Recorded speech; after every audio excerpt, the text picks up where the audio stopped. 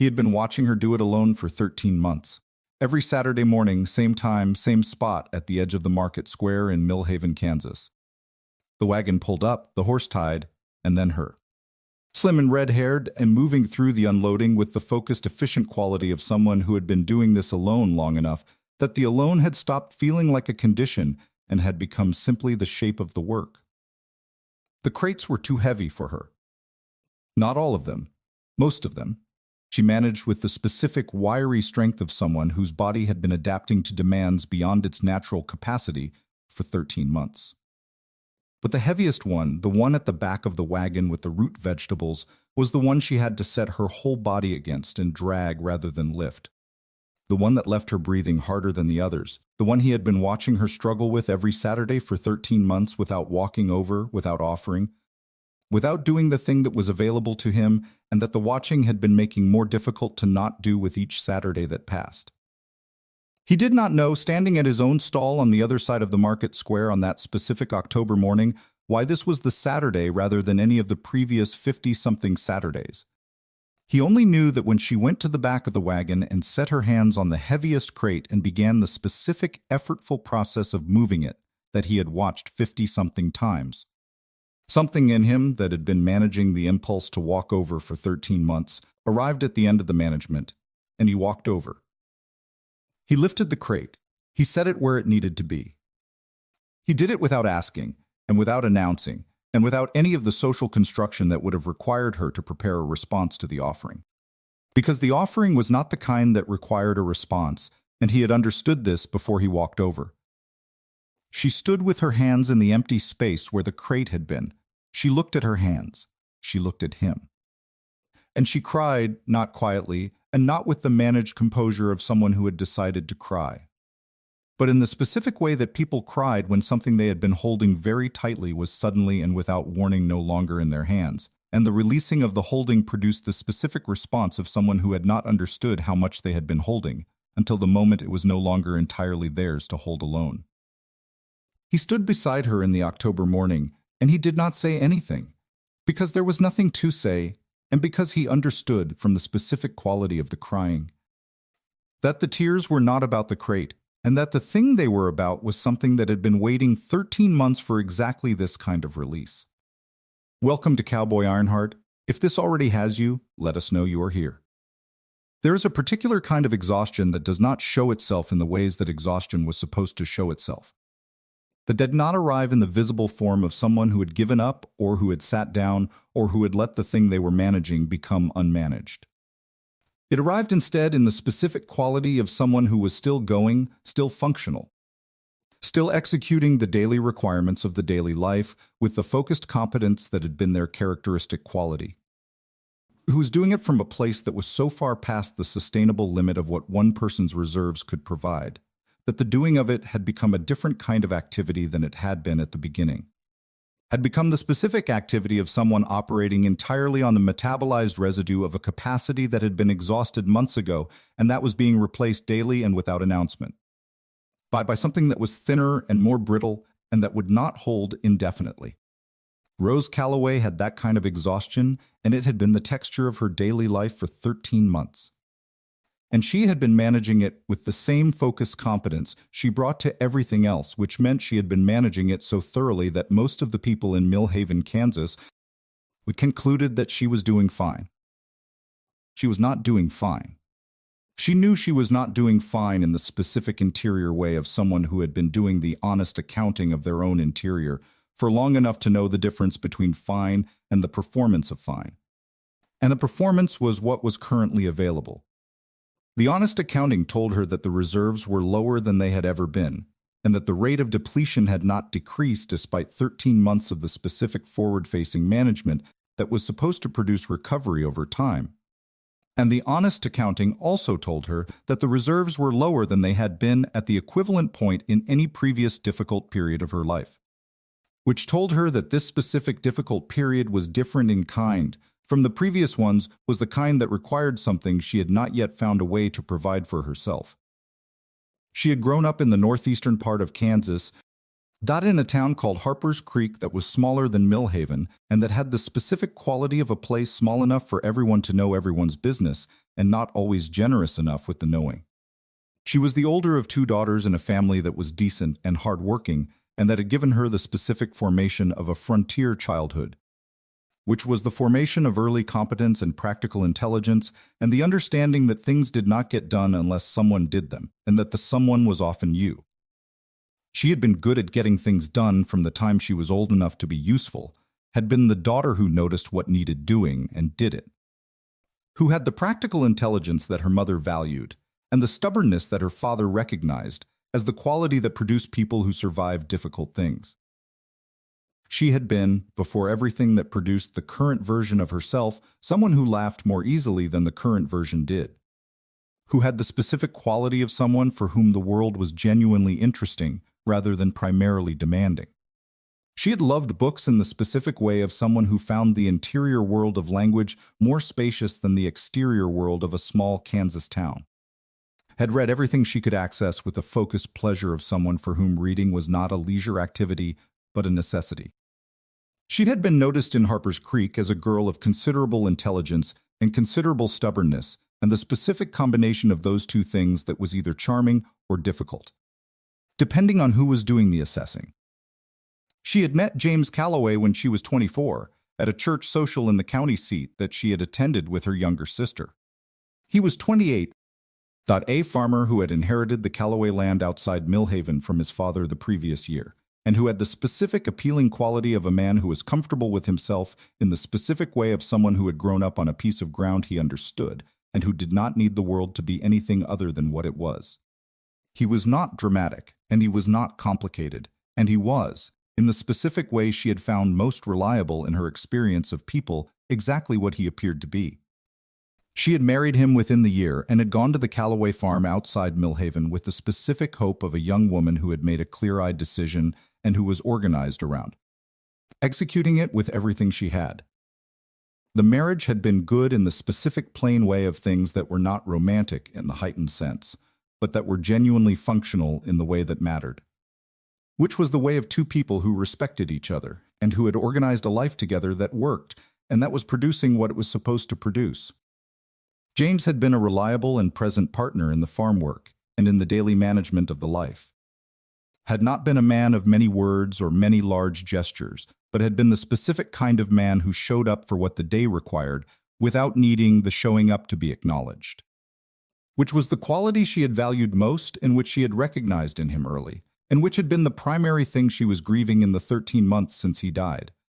Not the romantic love in the dramatic sense, but the specific daily reliable presence of someone who had been there for the work and who was no longer there, and whose absence had made the work into something different in kind. Something that was too much for one person in the specific way that the Calloway farm's requirements had always been calculated for two. He had died in September of the previous year. A sudden illness of the kind that was over quickly. The doctor had come and had done what the doctor could do, and the outcome had been what the outcome was. He had been 33. She had been 28. The farm had been 4 years into being theirs, and 2 years into being something that was working the way they had planned it to work. And she had looked at the farm on the morning after the burial and had understood, with the specific clarity of someone who had been doing the practical management of a working farm long enough to know its requirements accurately, that the question of whether to stay was not a sentimental question, but a practical one, and the practical one had a practical answer, which was that the farm was the only viable income source available to her, and that selling it in the immediate aftermath of James's death would have produced a capital amount that was insufficient to establish herself elsewhere in any form that was sustainable. She had stayed.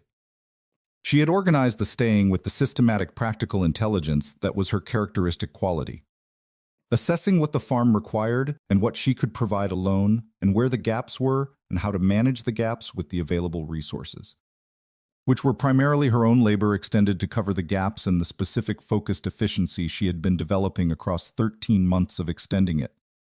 She had extended it to the point that the extension had become the definition of the work. Had it become what the work was rather than a temporary measure she was applying until a better arrangement was available. She had not found a better arrangement, She had not asked for help. Because asking for help was the specific form of vulnerability that she had been managing around since early in the marriage, when she had understood that the Millhaven community's help came with the specific social cost of the community's ongoing opinions about the person being helped. And the cost had seemed in the calculation she had been making for 13 months higher than the cost of the not asking. The Millhaven market was the primary commercial outlet for the Callaway Farms produce, the Saturday market where the farmers and homesteaders of the valley brought what they had grown and sold it to the town and to each other. The specific social and commercial gathering that was one of the primary organizing institutions of the community's weekly life. She had been coming to the market with James before his death, had been the person who managed the stall and the selling while James loaded and unloaded the wagon. And she had understood the market's requirements and the market's social architecture well enough to navigate both, with the competence that was her default mode. She had continued coming after his death because the market income was necessary, and because the stopping of the coming would have been a visible signal of a difficulty she was not prepared to make. Visible to the community. She loaded the wagon alone. She unloaded it alone. She managed the stall alone through the Saturday morning hours of the market, selling and accounting and maintaining the specific pleasant professional manner that was the correct mode for the market stall. And she drove the wagon home alone and unloaded the remainder alone and returned to the farm and the rest of the weekend's work alone. She had been doing this for 13 months, every Saturday with the same focused competence. And she had been doing it without asking for help and without indicating that the help was needed and without allowing the specific exhaustion of the doing it to be visible to anyone who was looking. Or she had thought she had been doing it without indicating the help was needed. She had not accounted for the specific possibility of someone who was looking with the right kind of attention. The kind of attention that did not require the indicating to be explicit because it was capable of reading what was not being indicated as accurately as what was. The kind of attention that had been watching her set her whole body against the heaviest crate on the back of the wagon for 13 Saturday mornings, and that had been understanding. From the watching, exactly what it told about the specific quality of what she was carrying. She had not known about that kind of attention. Or she had not allowed herself to know about it, which was its own form of not knowing.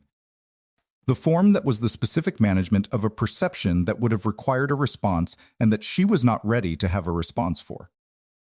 She had been managing many things she was not ready to have responses for. The heaviest crate had been sitting in the back of the wagon on the October Saturday morning, the same way it had sat in the back of the wagon on every previous Saturday morning. And she had gone to it with the same automatic bracing quality of someone who had done this enough times that the bracing was no longer deliberate, but was simply part of the movement. And she had put her hands on the sides of the crate, and she had begun the specific effortful process of moving it that her body had learned across 13 months of Saturdays. She had not heard him approach. He was large enough that she should have heard him, and she had not.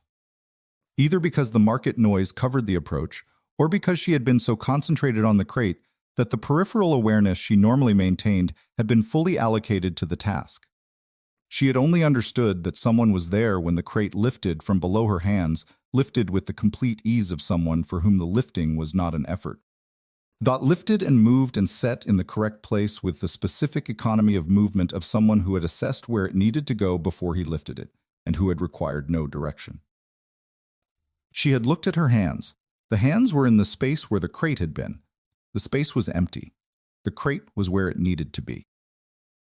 And the specific thing that happened next was the thing that had been waiting 13 months for exactly this specific form of release, which was the form of a weight removed without announcement by someone who had not required her to ask, and the removing of the weight had produced, without her decision and without any preparatory management, the full force of what 13 months of carrying more than she should had been holding at bay. She stood in the October Market Square in Millhaven, Kansas, with her empty hands and the released weight and 13 months of the specific exhaustion of someone who had been managing alone something that was too much for one person. And she cried in the specific way of someone for whom the crying was not a decision but a release, not the performance of grief but the actual event of it. The event that had been waiting for the precise condition that would allow it, which was the condition of someone else's hands lifting the heaviest thing. He stood beside her and did not say anything. He understood that there was nothing to say. He only understood that the crying was not about the crate, and that the thing it was about had been waiting a long time, and that the most useful thing he could do was simply be there while it happened. The October market morning continued around them with the specific indifference of a busy Saturday in a small Kansas town, and he stood beside her and he waited. With the specific patient quality of someone who had been waiting for the right moment for 13 months and who understood that waiting a little longer was not a hardship. There are men who understood patience not as a virtue they had cultivated through effort, but as a fundamental quality of how they moved through the world. Men for whom the rushing of things was not simply inadvisable, but was genuinely contrary to their nature, who had understood from early in their lives that the things worth having were the things that arrived at their own pace, and that the attempting to accelerate that pace was not a form of effort, but a form of interference. The specific interference of someone who could not trust the process to produce the result without their management of the timing. Illustrand was that kind of man, and the patience was not passive and was not empty, but was the specific active form of patience that was itself a mode of engagement with the situation. A form of being fully present to what was developing without requiring it to develop faster than it was going to develop. He had grown up on the eastern plains of Kansas, the eldest of 4 children in a farming family that had been working the same land for 1 generation and that had the specific relationship with the ground that a generation of sustained attention produced. The relationship of people who understood the land in their bodies rather than in their minds, who knew what the soil felt like when it was right for planting, and what the sky looked like the morning before a hard rain, and what the specific quality of the morning air meant for the day's work. His father had been a man of enormous practical intelligence and the specific contained quality of someone whose primary form of communication was through what he did rather than what he said. And his mother had been a woman of considerable warmth and dry humor who had been in the specific way of the most capable women Eli had known. The organizing intelligence of everything around her without appearing to organize anything. He had learned from both of them in the way that children learn from parents, whose primary teaching method was the demonstration of how they moved through their own daily life. Learned the land from his father and the specific quality of patient attentiveness from his mother, who had been the person who noticed what was actually happening as distinct from what appeared to be happening, and who had passed this quality to Eli in the specific way of things that were not taught but were absorbed. He had been large since adolescence, in the way that required from early on the specific management of someone who understood that his size communicated things about him before he had the opportunity to communicate anything himself. He had learned to be still, not passive, not withdrawn, but genuinely still in the way of things that had settled into their own weight and that did not need to assert themselves because their presence was sufficient. He had learned to move carefully, to speak rarely, to let the quality of what he did carry the weight that other people distributed across the quantity of what they said. He had been, across his adult life, the kind of man that people in small communities described as quiet and solid and reliable, which was the vocabulary available for someone whose primary qualities were not the qualities that announced themselves. And he had accepted the vocabulary without requiring it to be more accurate because the accuracy of the internal accounting was sufficient and did not require the external one to match. He had come to the Millhaven Valley 6 years ago when the land adjacent to what would become the Cowboy farm had been available at a price his accumulated capital could manage. I had built the Strand operation across those 6 years with the patient systematic competence of someone for whom building things correctly was more important than building them quickly, and who had the specific tolerance for the long middle of a sustained project that was required to produce the kind of result that lasted.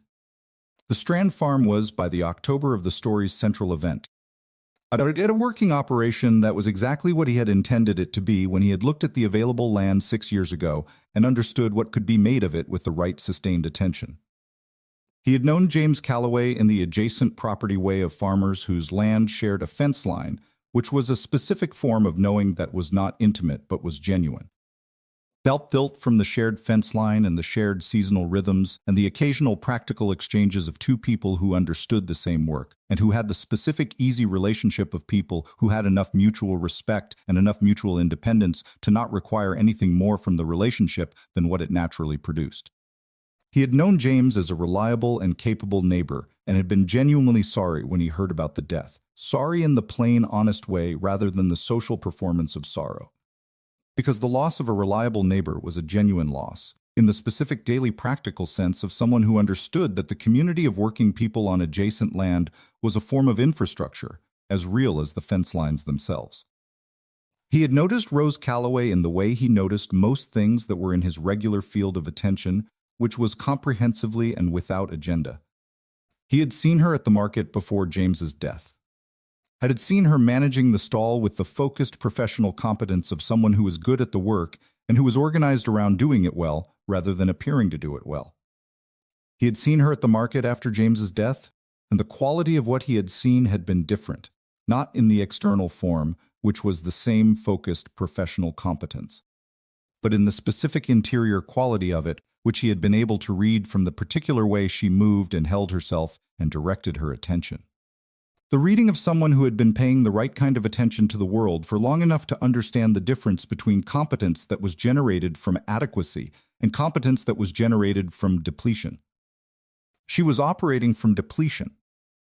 He had understood this within the first 2 Saturday mornings of the period following James's death, and he had been watching the specific evidence of the depletion accumulate across the subsequent months with the comprehensive patient attention that was his characteristic quality. And the watching had produced by October a thorough understanding of the specific situation she was in and of the specific form of help that the situation required. He had been thinking about the crate since approximately the 3rd Saturday. Not the crate specifically. The crate was the most visible element of the general situation, which was the situation of a slim woman loading and unloading a wagon alone that was producing.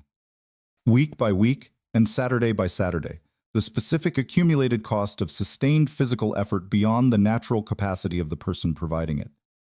He had watched her manage the crate with the whole-body effortful quality that told him accurately the load was too heavy for her frame without adequate help. And he had filed this observation alongside all the other observations in the interior place where he filed things he was in the process of determining what to do with. He had thought about the various forms the doing something could take.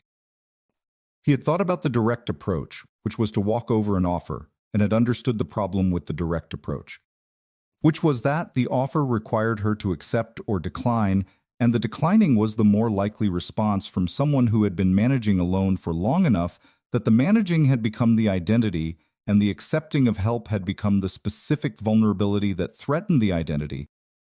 He had thought about the indirect approach, and had found it dishonest in the specific way that indirect approaches were dishonest when the direct approach was available and was simply more uncomfortable.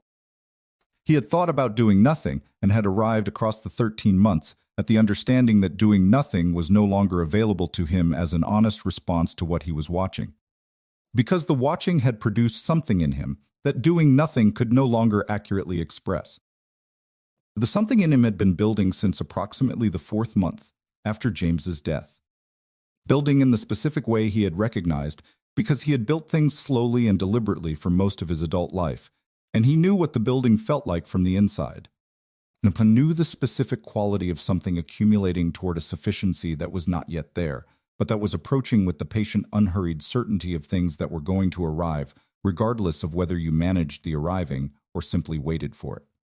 He had been waiting for it with the specific quality of his characteristic patience, and the patience had been the right response for most of the 13 months. And on the specific October Saturday morning, the patience had arrived at its natural completion, and the only available next step was the step toward the wagon.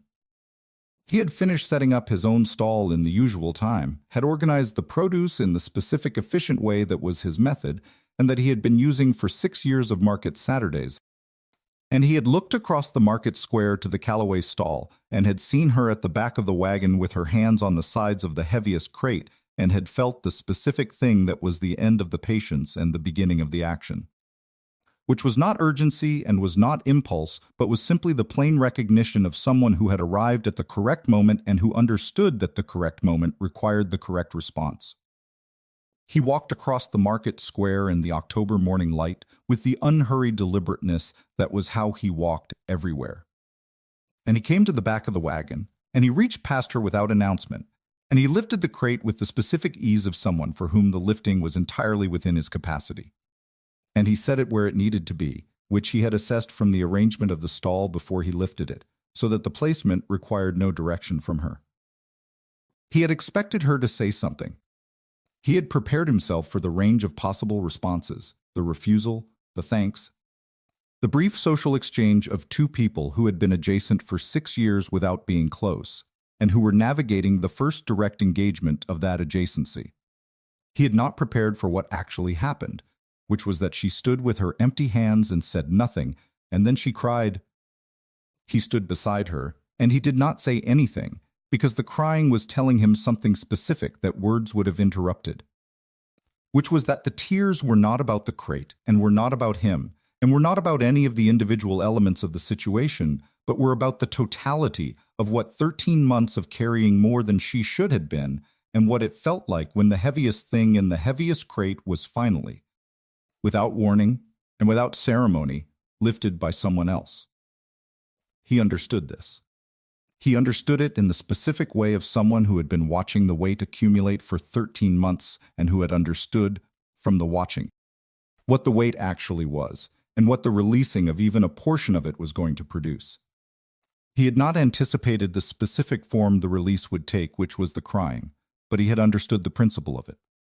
And the principle was sufficient for him to know that the correct response was to stand beside her and wait with the patient quality. That was simply how he was present to all things, that required being present to without interference. The market continued around them. People moved and talked and did the Saturday business of the Millhaven market with the specific ordinary quality of people going about the ordinary requirements of a market Saturday. And in the specific corner of the market square where the Calloway stall was, a large man stood beside a slim red-haired woman who was crying in the October morning. And the large man was entirely still and entirely present and entirely unhurried, and the woman cried until she stopped. And the stopping was the specific stopping of something that had run to its natural end, rather than the controlled stopping of something managed back into containment. When she stopped, she wiped her face with the back of her hand, and she looked at him with the green eyes that were red-rimmed now, and that had the specific quality of eyes that had just released. Something they had been holding for a long time. She said, "I don't know why I did that." He said, "I do." She looked at him. He said, "You've been carrying too much for too long," and someone finally lifted something. She said nothing for a moment. Then she said, "That's the most accurate thing anyone has said to me in 13 months, he said. "It's what I saw," she said. "You've been watching," he said. "You're my neighbor." He said, "I've been coming to this market for 6 years," he said. "It would be strange not to have noticed," she said. "Most people don't notice," he said. "Most people aren't paying attention." He said it with the plain direct quality that was his characteristic mode, without apology and without the softening that would have made it less accurate.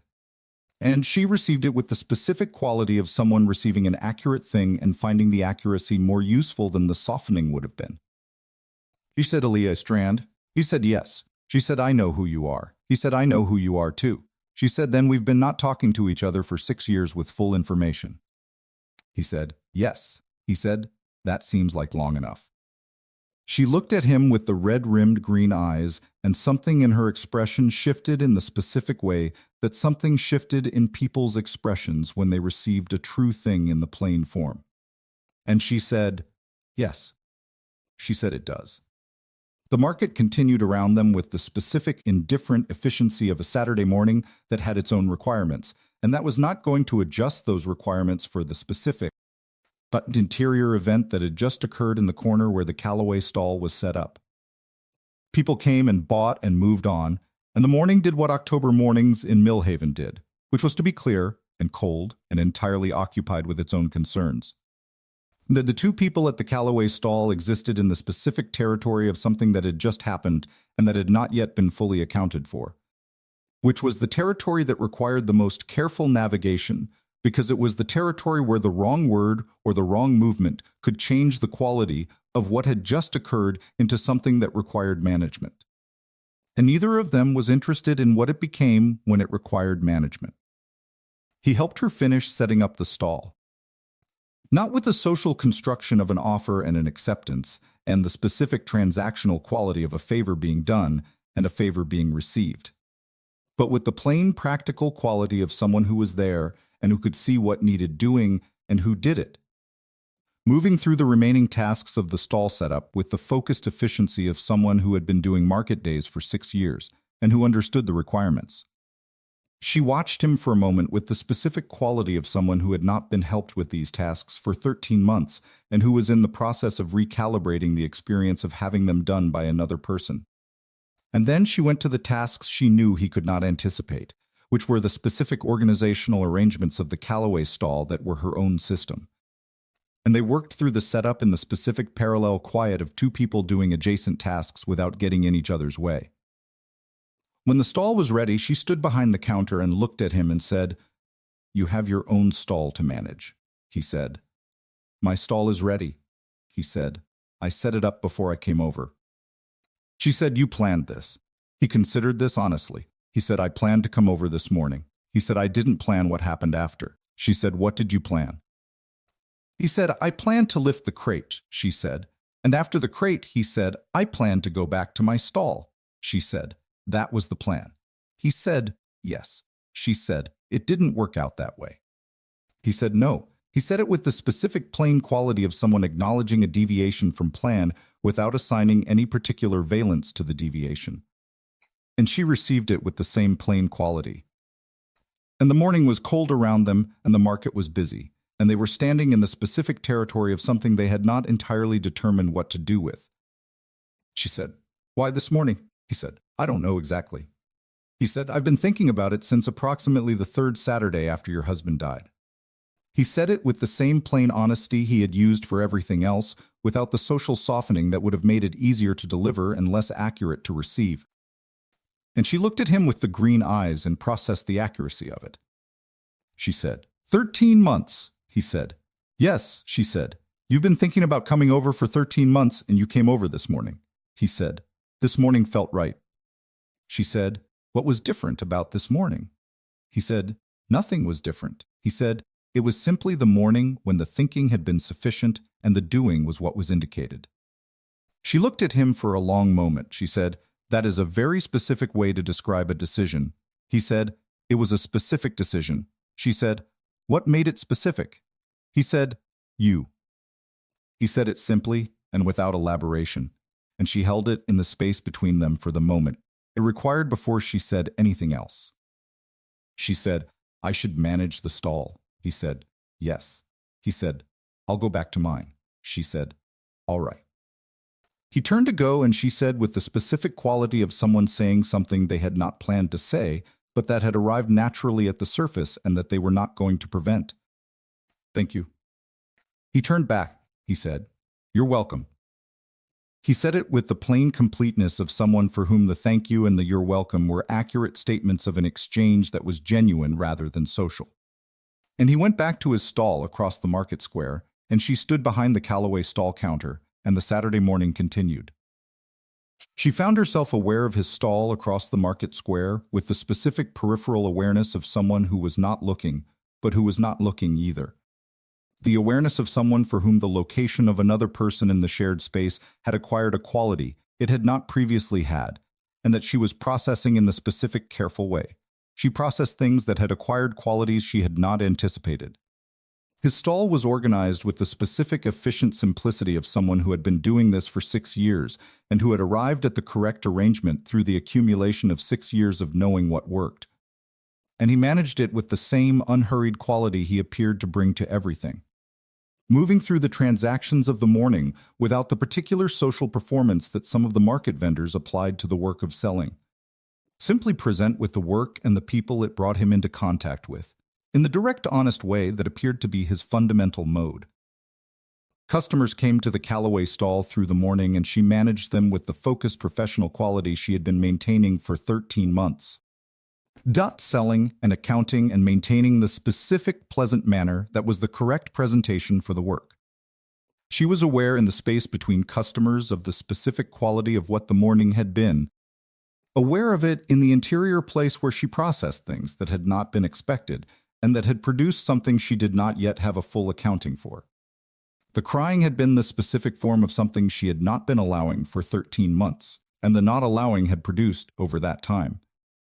The specific pressure that was released when someone else lifted the heaviest thing, and the release had been genuine and had been necessary and had also, she was understanding in the way of things that became clear in their aftermath, been something she had not known. She was waiting for until it happened. He came to her stall at mid-morning with a cup of coffee from the woman at the end of the market, who sold hot drinks in the cold months. He set it on the counter without ceremony and said, "You hadn't stopped since we set up." She looked at the coffee. She said, "You noticed that." He said, "I noticed." She said, "You didn't need to." He said, "I know I didn't need to." He said, "I wanted to." She said, "You keep doing things you don't need to do." He said, "I keep finding things that seem useful." She said, "The crate was useful." He said, "The coffee is useful too." She looked at the coffee and then at him and said, "Yes, it is."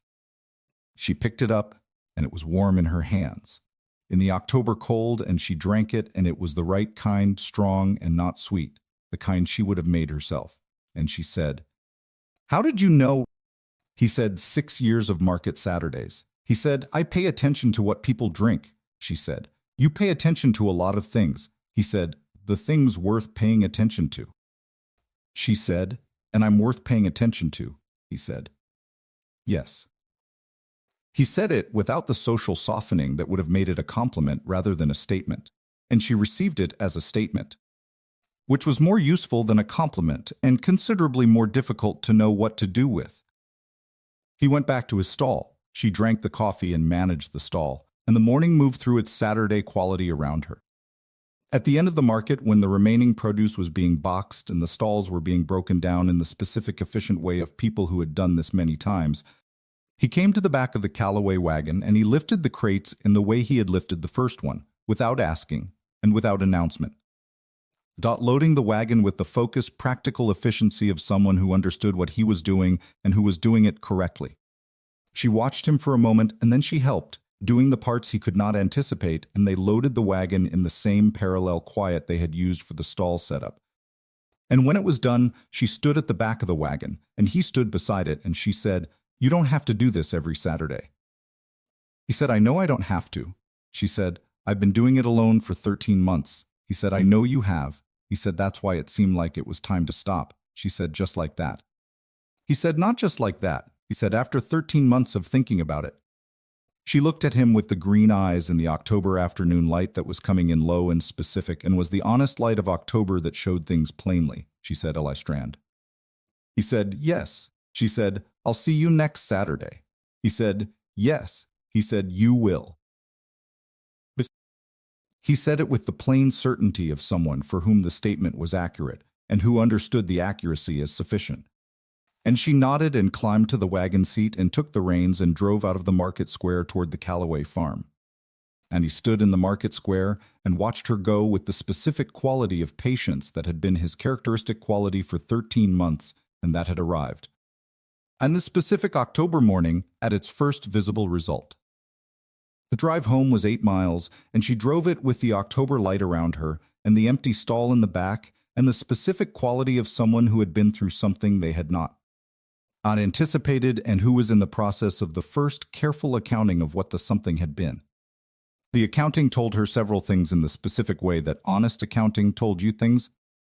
It told her that the crying had been necessary and that the necessity had been building for longer than she had understood while it was building, which was the way of necessities that were not permitted expression until the specific condition for their expression arrived.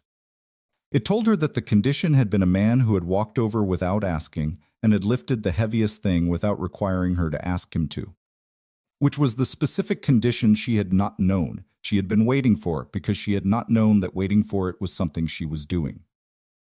It told her most specifically and most uncomfortably that she had been waiting for it in the way of something that had been always possible and that had not been available until this morning, and that the not being available had been the condition of 13 months rather than a permanent fact about the world, and that the specific man who had changed the condition from not available to available was her neighbor of 6 years who had been at the market every Saturday and who had been paying attention and who had decided on a specific October morning that the thinking had been sufficient and the doing was what was indicated.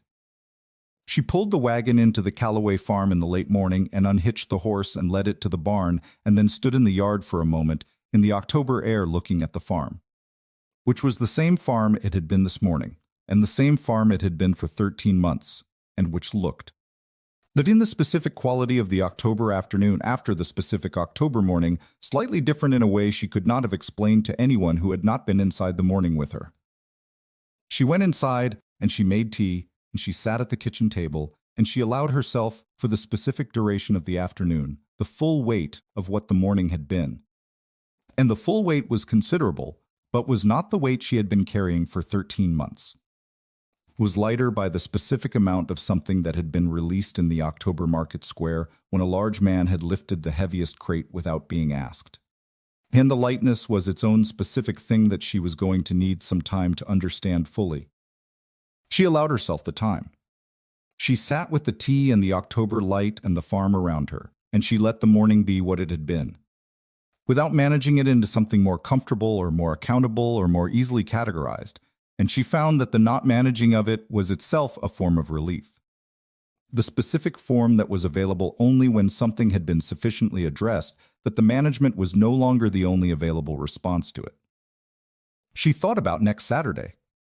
She was aware of the thinking in the specific way of someone who was not planning, but who was simply aware of a future moment with the quality of awareness that indicated the moment had acquired significance it had not previously had. Next Saturday was a week away. She thought about it and let the thinking be there. She went back to the afternoon's work with the specific quality of someone who was still managing alone and who was also, for the first time in 13 months, not managing entirely alone in the specific interior sense that mattered most, which was the sense of knowing that there was someone on the adjacent farm who had been paying attention for 6 years and who had decided that the thinking had been sufficient and that next Saturday he would be at the market. He would be at the market. She already knew this without doubt. In the specific way, she knew the things that were simply true rather than the things she was hoping for.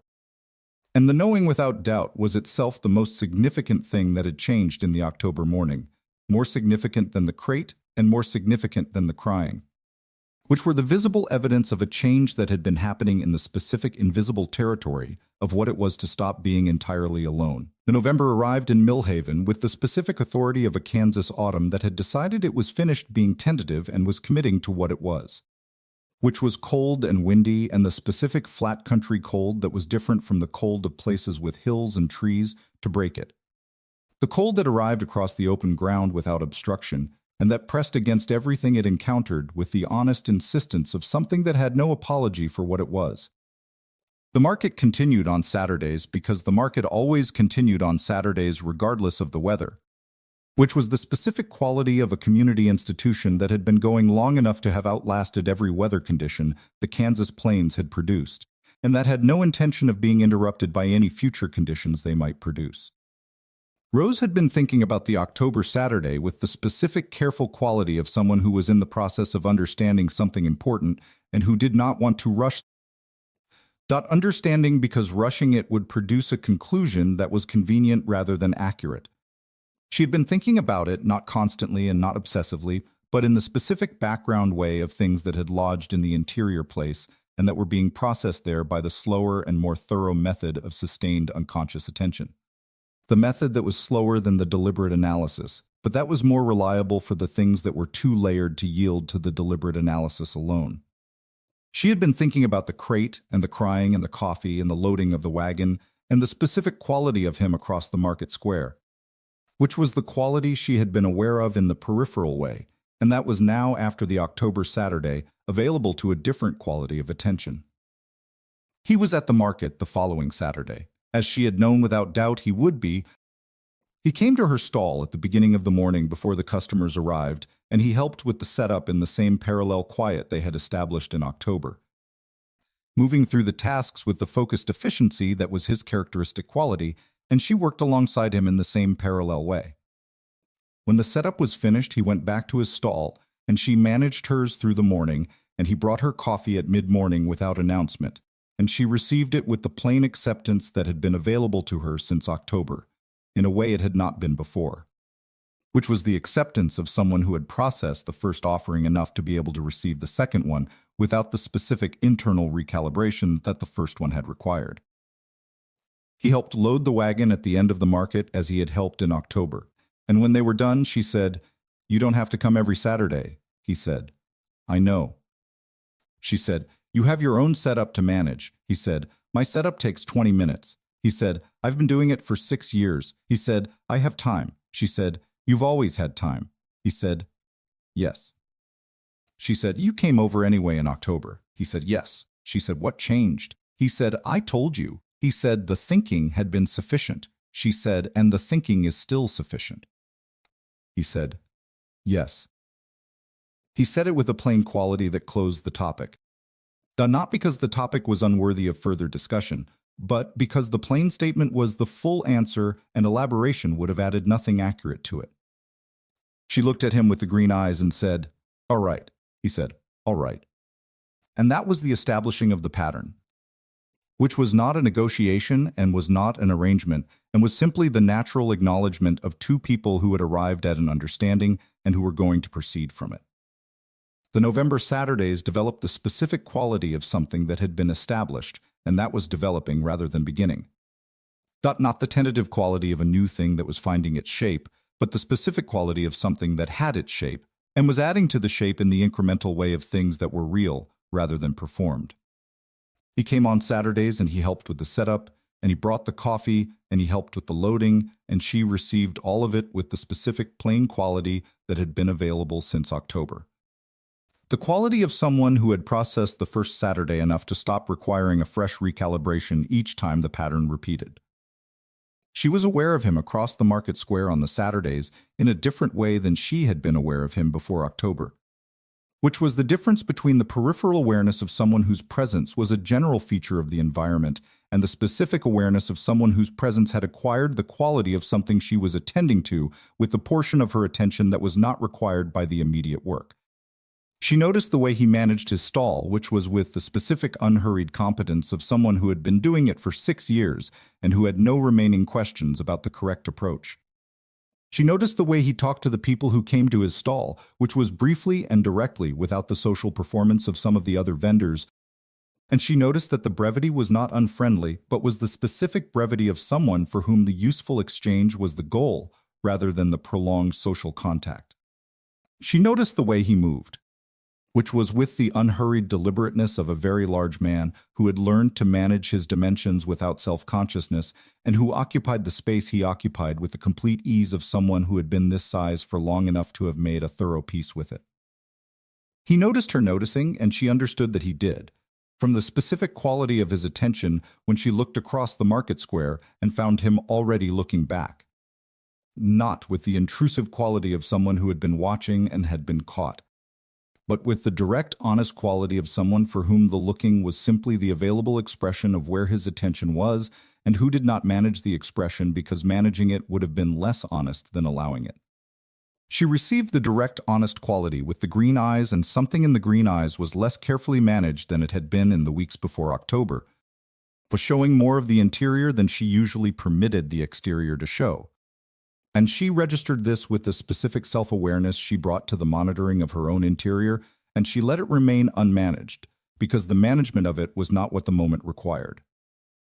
She told him things on the Saturday mornings during the setup and the teardown. Not in the organized way of someone constructing a disclosure, but in the natural way of two people working alongside each other, who found that the working alongside produced conversation that arose from the work rather than being added to it. The specific rhythm of people who were primarily occupied with the same practical task and who allowed the conversation to be present when it had something to say and to subside, when it did not. She told him about the farm, which was the easiest entry point, about the specific challenges of the November work and the decisions she was making about the winter preparation and the specific calculations she had been doing about the spring planting.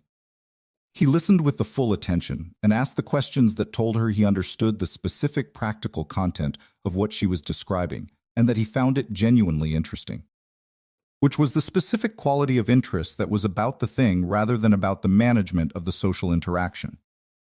He told her things, too, in the spare measured way that was his mode for all personal content, about the Strand Farm's November work and the specific decisions he was making about the winter infrastructure and the calculations he had been doing about the spring rotation. She listened with the same full attention and asked the questions that told him. The attention was genuine, and the exchange had the specific quality of two farmers talking about the same work from adjacent properties. The easy shared understanding of people who were operating in the same context and who did not need to explain the fundamentals to each other. The conversation extended past the farming topics in November, in the natural way of conversations that began with shared practical content and that found, through the extension of the shared practical content, the adjacent territory of personal content that was connected to the practical, but was also its own thing. She told him about Harper's Creek and her childhood and the specific formation of someone who had grown up in flat country and who had the particular relationship with the landscape that flat country produced in the people who grew up in it. Which was not the dramatic relationship of people who lived with mountains or rivers, but the specific relationship of people for whom the landscape was characterized by its horizontality and its openness, and its ability to show you everything that was coming from a very long way off. He listened with the complete quality and asked the question that told her he had understood the specific thing she was describing, which was the question about whether she had found the openness of the Kansas plains to be a comfort or an exposure. She said both. She said, depending on the day and the year. He said, yes. He said, I think that's the honest answer. She said, what do you find it? He said, a comfort mostly now. He said there were years when it was more exposure than comfort. She said, what changed? He said, I stopped needing the horizon to be hiding something I couldn't handle. She looked at him with the green eyes and held the specific quality of what he had said, which was the quality of something said plainly by someone who had arrived at the thing they were saying through sufficient experience to make the saying accurate rather than theoretical. She told him about James in November, or she began to tell him about James, which was different from telling him fully. She told him the parts that were adjacent to the center of it, the parts that had the shape of the thing without being the thing itself. She told him about the 4 years of the marriage and the specific quality of a partnership that had been organized around the work rather than around the more dramatic forms of connection, and about the specific quality of the loss, which was the loss of the reliable daily presence of someone who had been the other half of the farm's human infrastructure and whose absence had left a gap that was practical before it was anything else. He listened with the complete quality and did not fill the telling with responses that were about managing his own response to it, but was simply present with the receiving. And she found that the telling was different when the receiving was that quality, was less costly and more useful. The specific difference between telling someone and telling someone who was genuinely capable of receiving what was being told. He came to the Callaway farm on a Tuesday morning in the 3rd week of November, not for any prearranged reason. He came because the specific weather of the previous night had produced the kind of conditions that required the checking of fence lines, and he was going to check his own, and the Callaway fence line was adjacent, and the checking of it while he was out was the practical, reasonable thing to do. She was in the yard when he arrived, and she looked at him with the green eyes in the November morning and said, "You're checking fence." He said, "Yes," she said, "starting with mine." He said, "I'm starting with the shared section." He said, "It makes sense to check it from my side and your side together rather than separately." She said, "That is a practical approach." He said, "Yes." She said, "Come in for coffee when you're done." He said, "All right." He went out to the fence line with the practical efficiency of someone who knew fence work, and he came back in 40 minutes with the assessment, which was 2 sections that needed attention, and which he described with the specific accuracy of someone who had looked at them carefully and who understood what they required. She had the coffee ready. He sat at the kitchen table of the Callaway farm for the first time, and she sat across from him, and they talked about the fence sections and what they required and about the November farm work more broadly. And the kitchen had a quality she had not noticed, the kitchen having for 13 months, which was the quality of a space being used for its full purpose rather than the reduced purpose of one person eating alone. He came back the following Saturday, and the Saturday after that, and the November pattern settled into itself, with the specific naturalness of things that were simply what they were, and that did not require the management of becoming because they had already become. She found herself, across the November weeks, operating with a marginally different quality than she had been operating with in the months before October, not dramatically different, Not recovered in the sense of having returned to a baseline that predated the loss, but different in the specific incremental way of someone who had access to a small but genuine surplus that had not been available before October, and that was making a real difference to the quality of the daily work and the daily life. The surplus was not large. It was the specific surplus that was the result of not being entirely alone in the adjacent sense, of knowing that there was a man on the neighboring farm who came on Saturdays and who had been to the kitchen table twice in November and who was, and the specific practical sense that the Callaway farm required a reliable adjacent presence that was beginning to have the specific quality of something she had not had for 13 months, which was the quality of something she could count on. She was counting on it carefully, without the full weight of the counting, in the specific provisional way of someone who had been without the thing long enough to be careful about counting on it too completely before the reliability had been demonstrated across sufficient time to warrant the full counting. She was aware of this carefulness. She was honest enough with herself to name what it was, which was the specific protective caution of someone who had learned through the specific instruction of 13 months of managing alone that the only reliable resource was herself, and who was in the process of examining whether that conclusion was as permanent as it had felt during the months when it had been the operational truth. He was not requiring her to revise the conclusion quickly. He was not requiring her to revise it at all. He was simply being what he was being, which was a neighbor who came on Saturdays and who helped with the crates and the coffee and the fence lines, and the specific plain way of someone for whom those things were simply the available expression of what the situation required, and who was not attaching any expectation to the expression except the expression itself. She noticed the not attaching of expectations. She noticed it in the specific way. She noticed things that were different from what she had expected them to be, with the alert quality of someone encountering new data that required updating the existing model. The model had been, help comes with expectations. The new data was, this help was not coming with expectations that she could identify. She held the new data carefully and let it accumulating Saturdays, and the accumulation was producing something in the interior space that she was not yet ready to name, but that she was aware of, and that was the specific quality of something beginning to be different from what it had been for 13 months. December arrived in the Millhaven Valley with the flat country cold that was its own specific quality. The cold that settled over the Kansas plains without the drama of mountain cold or the variability of coastal cold, but with the specific patient permanence of a season that had made a decision and intended to keep it until March. The ground froze, and the mornings were the specific gray-white of frozen ground under low cloud, and the afternoons were short enough that the light was already going by. 4 o'clock. And the farm work changed in the way it changed in December, became the work of maintenance and preparation rather than the work of production. The work of keeping things intact through the cold rather than growing things through the warmth. Rose had been thinking about what was changing with the specific honest attention she gave to her own interior when the interior was producing something she needed to understand. She had been doing the interior accounting across the November weeks and into December.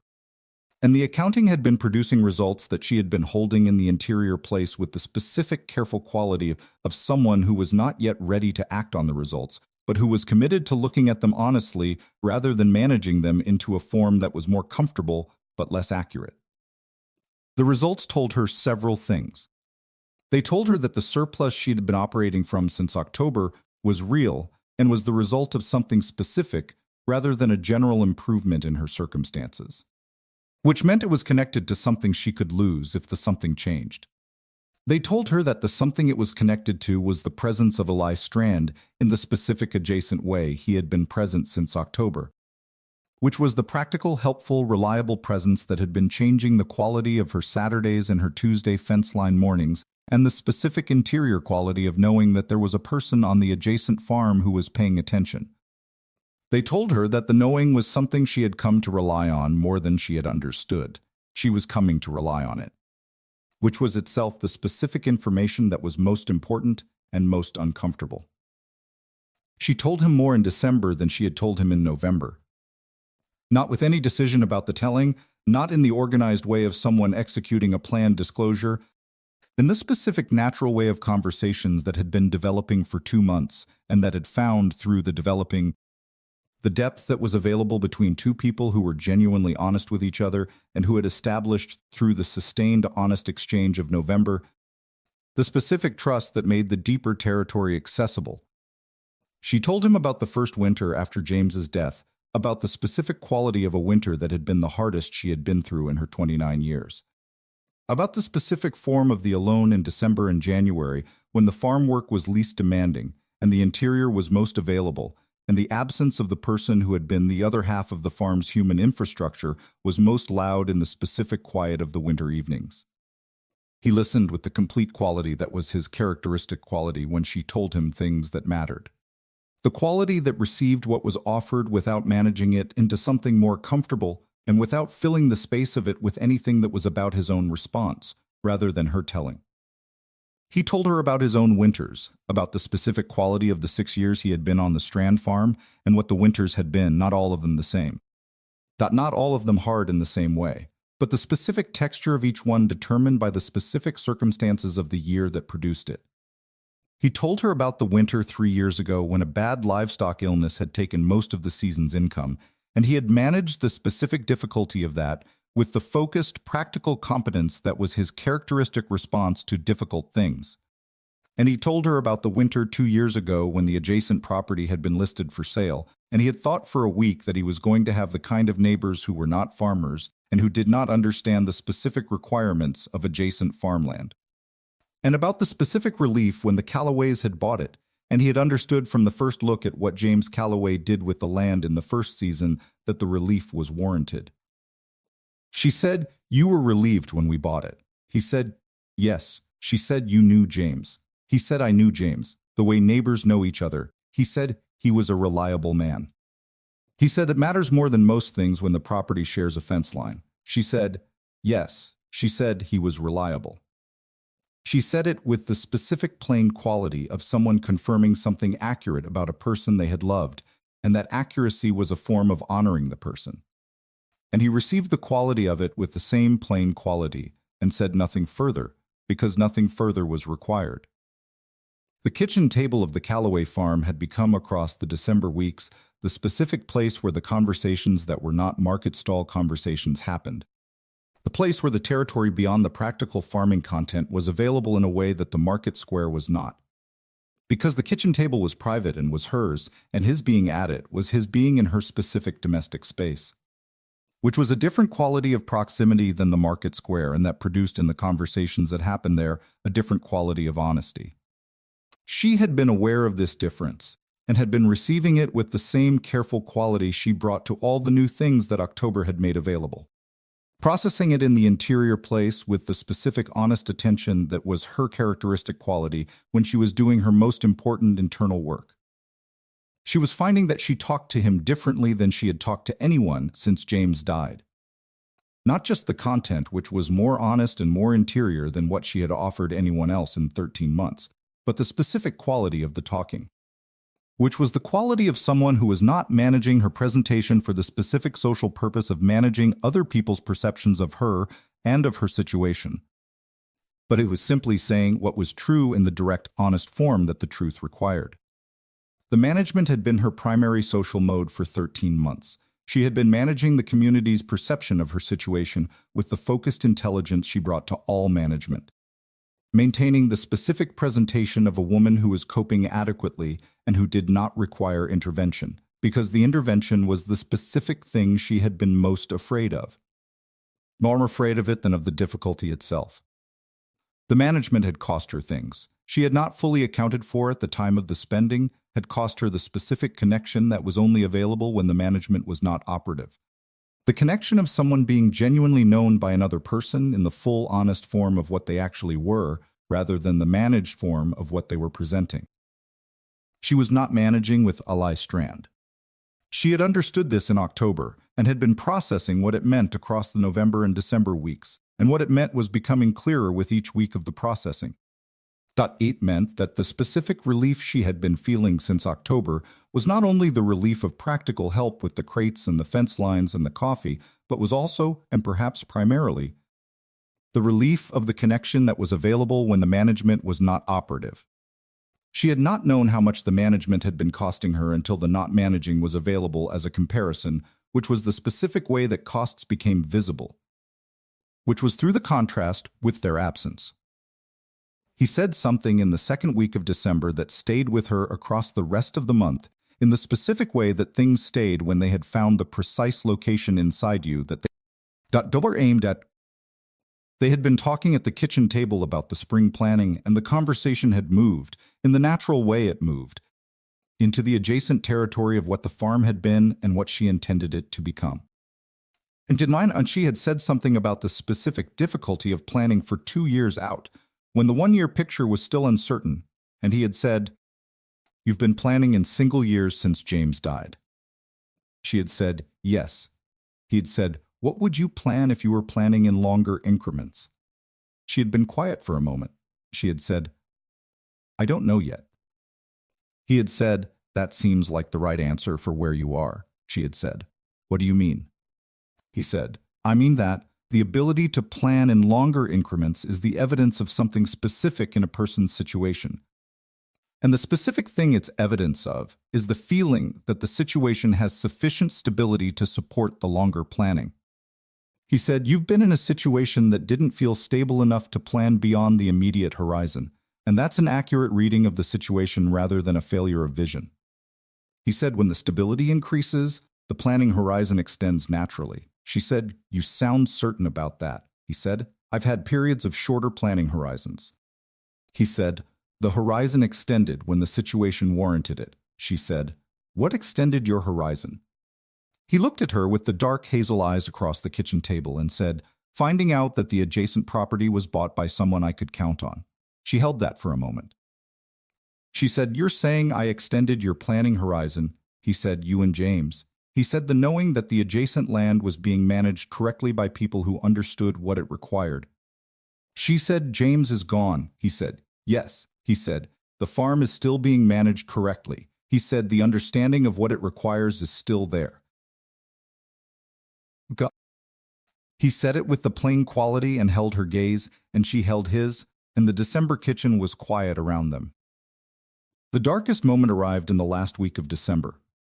Through the specific channel of the community's care for its members that was real and was expressed in ways that were sometimes difficult to receive. It arrived in the form of Mrs. Alderton, who was the minister's wife and who was one of the women who had brought food to the Calloway farm in the weeks after James's death, and who had a genuine and sustained concern for Rose's welfare that she had expressed across the 13 months in the specific way of someone whose concern was real and whose framework for expressing it was the framework of her time and community, which was the framework that understood a widow's most important practical task to be the securing of a new household arrangement as efficiently as the social requirements of the grieving period permitted. Mrs. Alderton came on a Thursday with preserved plums and the specific warm, purposeful manner of someone who had decided that a conversation was necessary and who was going to have it with the combination of kindness and directness that was her characteristic mode. She sat at the kitchen table and she accepted the tea, and she said what she had come to say. That people were noticing Eli Strand's help at the market and his visits to the farm, and that while the noticing was not unkind, it was producing the specific kind of community attention that required. And Mrs. Alderton's judgment some clarity about what the situation was and where it was going, because the clarity would protect Rose from the specific social difficulty that occurred when a community formed an understanding of a situation that turned out to be different from the actual situation. She said it with complete warmth and complete sincerity, and the specific limitation of someone who was operating from a genuine concern and a genuine care for Rose's interests as she understood those interests. Rose received it with the composed grace that was her mode in social situations she had not arranged, thanked Mrs. Alderton for her concern, and said she would think about what she had said. And she saw her to the door, and she closed the door, and she stood in the kitchen with the tea growing cold, and the preserved plums on the table, and the specific quality of stillness that was the stillness of someone who had just been handed something they needed to sit with. She sat with it through the afternoon. She sat with the specific quality of what Mrs. Alderton had said and what it implied, and what it meant for the situation that had been developing since October, which was a situation she had been allowing to develop without forcing it to be what it was before it was ready to be named. Mrs. Alderton's visit had changed the conditions.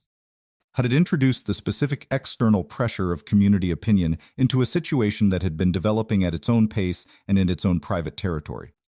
And the external pressure was not malicious and was not wrong in the specific sense of being inaccurate about the community's attention. And it was also not the right framework for what was actually happening, which was something more specific and more complex and more worth getting right than the framework implied.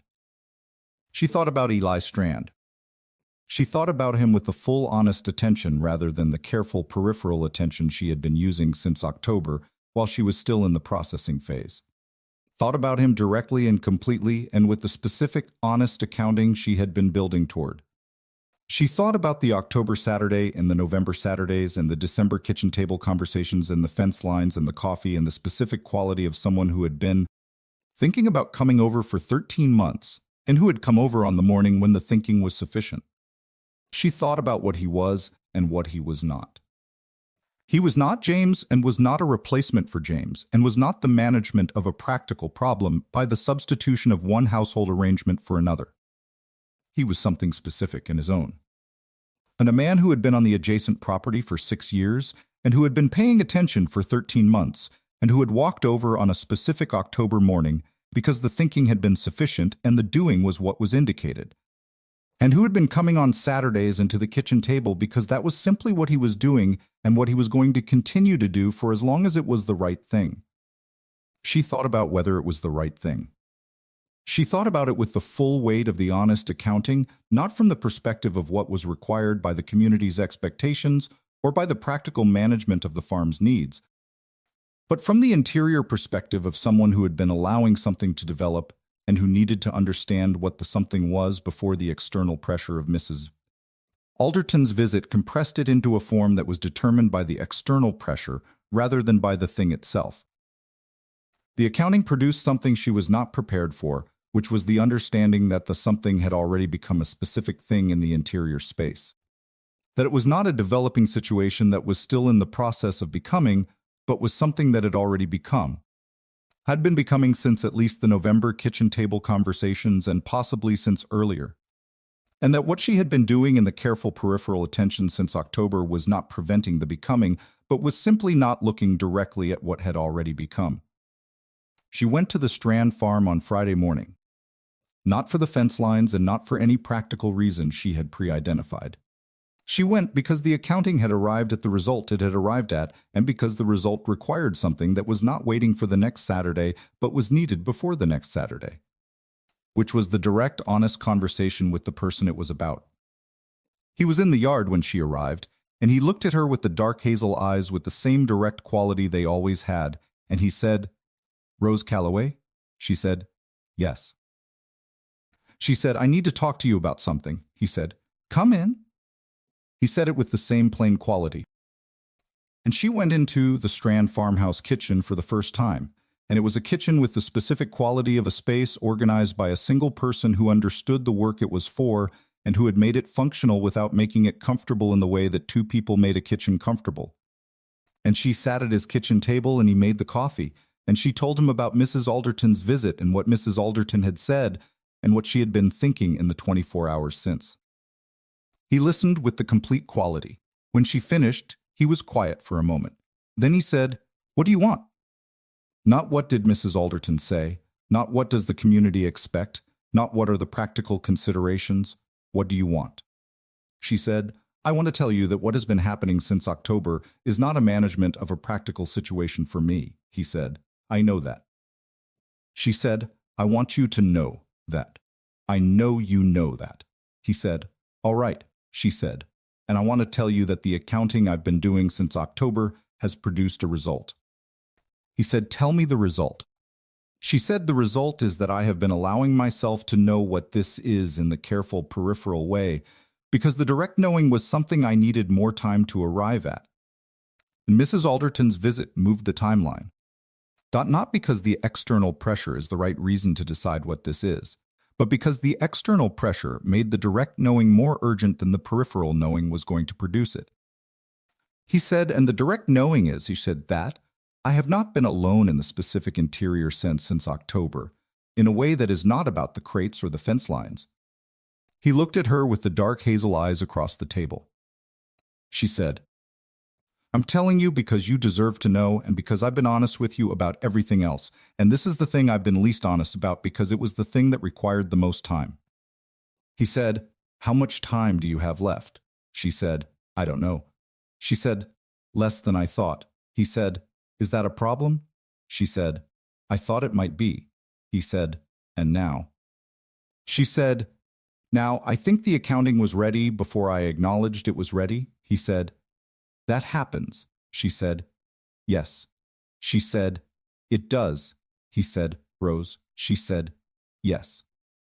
He said, I've been in love with you since approximately the 5th Saturday after your husband died.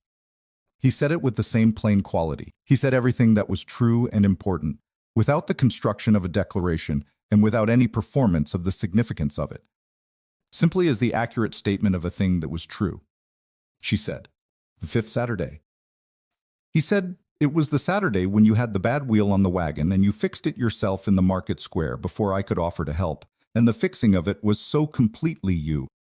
The specific combination of competence and stubbornness and the absolute refusal to let the wheel beat you, that I understood I was in very serious trouble. She looked at him. She said, you've been in serious trouble for 13 months. He said, yes. She said, and you came over in October. He said, the thinking was sufficient by October. She said, what were you thinking about? He said, whether you would be ready. He said, whether I could offer what the situation required. He said, whether the coming over was the right thing for you rather than only the right thing for me. She said, and in October it was the right thing for me. He said, yes. She said, how did you know? He said, I paid attention for 13 months. He said, by October I had sufficient information. She looked at him with the green eyes in the December morning and said, I am going to need more time. He said, I know, she said, not because I'm uncertain about the accounting. She said, because I've been managing alone for 13 months, and the stopping of the managing alone is not something that happens in the same moment as the understanding that it's safe to stop. He said, I know that. He said, I'm not asking you to stop today. He said, I'm asking you to know that I'm here and that I'm not going anywhere, and that the time you need is time you have. She said, how much time do I have? He said, as much as the situation requires. She said, you keep saying things like that. He said, because they keep being accurate. She looked at him and she said, I Strand. He said, yes. She said, I'll see you tomorrow at the market. He said, yes. He said, you will. January in Millhaven was the month that tested everything. Not dramatically, not with the particular spectacular quality of a testing that announced itself and demanded acknowledgement, but with the specific sustained quality of a Kansas January that was simply cold and gray and long and that required of the people living inside it the specific form of endurance that was not the endurance of acute difficulty, but the endurance of the long middle. The endurance of continuing, when the continuing was simply what was required rather than what felt immediately possible. The farm work was the maintenance work of deep winter. And the days were short, and the work was slow, and the evenings were long in the specific way that January evenings were long when you were managing them alone, which was the way that made the interior loud in the absence of the exterior demands to keep it quiet. Rose had been doing the interior accounting with the full honest attention since the Friday conversation at the Strand Farm kitchen. And the accounting had been producing results with the specific slow, deliberate quality of important accounting that was not to be rushed. She had told him the result of the accounting on that Friday, which was that she had been less alone in the interior sense since October. And the telling of it had been the specific act of honesty that the situation had required and that she had been building towards since October, and that Mrs. Alderton's visit had accelerated into the form of a direct conversation. The direct conversation had changed the quality of the situation in the specific way that direct conversations changed things, which was by making what had been implicit explicit without requiring anything immediately from the making explicit except the acknowledgement that it was true. He had said he was in love with her. He had said it with the same plain, honest quality He brought to everything he said that was true and important, and she had received it with the full weight of the receiving. Without the management that would have deflected it or reduced it or qualified it into something more comfortable. She had been sitting with the full weight of it since January, in the specific careful way she sat with things that were too significant to put down before they were fully understood. She was understanding it. Not all at once, not in the organized way of someone who could process a significant thing in a single sitting, in the specific incremental way of things that required the full duration of the processing, that yielded their meaning layer by layer as the sustained attention worked through them over time. What the layers were yielding across the January weeks was the understanding that the full weight of what Eli had said was not simply the statement of a feeling, but the statement of a commitment. And that the commitment was the specific kind that was demonstrated rather than declared. That had been demonstrated across 13 months of market Saturdays and fence line, Tuesdays and kitchen table, Decembers, and the specific plain quality of someone whose presence was organized around what the situation required rather than around what he wanted the situation to produce. She had been thinking about what it meant to be in love with someone when you were 29 and had been a widow for 13 months. Thinking about it with the specific honest complexity the question deserved. Which meant thinking about it not as a simple thing that was either allowed or not allowed, but as the specific, complicated, genuine thing it was, which was the emergence of something real in the interior of someone who had been managing alone for 13 months and who had found, in the consistent plain presence of a man on the adjacent property, the specific condition that produced the emergence. The emergence was not the same as what she had felt at 24 when she had met James. It was not the specific quality of a beginning, but of something that had been developing through the sustained shared context of adjacent farms and market, Saturdays and the specific daily evidence of a man who was what he appeared to be. It was its own thing, and it was genuine, and she had been honest enough with herself across the January weeks to acknowledge it as genuine without requiring it to be something other than what it was. He came on the Saturdays in January, and the pattern continued with the same specific quality it had acquired. And the quality of the Saturdays was different, after the Friday conversation in the way that things were different when something that had been implicit had been made explicit. Which was the difference of both people knowing that the knowing was shared rather than only interior. The difference was not in the external form, which was the same setup and tear down and coffee and loading, but in the specific interior quality of the time between the practical tasks. The time when the conversation was possible, and when both of them were aware of the other's presence with the full attention rather than the peripheral attention. She told him more in January than she had told him in any previous month, told him the things that were closest to the center of what she had been carrying. The things she had been coming toward across the November and December conversations, and that were now in January, available to be told because the telling was what the honesty of the situation required. She told him about the first year of the marriage and the specific learning of how to be two people managing the same thing together. And about the specific quality of a marriage that was organized around the work rather than around the romantic ideal of what marriage was supposed to be, and why the organization around the work had been the right thing for who they both were. She told him about James's death with more of the interior truth than she had told him before. Told him about the specific complicated quality of a grief that was not only the grief for the person, but the grief for the organizing structure of the daily life that the person had been. And about the specific difficulty of the first winter when the loss of the organizing structure had been as loud as the loss of the person. He listened with the complete quality, and at the end of a particular telling he said, "You've been grieving two things at once," she said. "Yes." He said, "The person and the structure." She said, "Yes." He said, "And the structure grief has been less visible than the person grief because it doesn't have the same permission." She said, "Exactly." She said, "I couldn't tell anyone I was grieving. The loss of the farm's second person without it, sounding like the farm mattered more than James." He said, "They're not the same grief."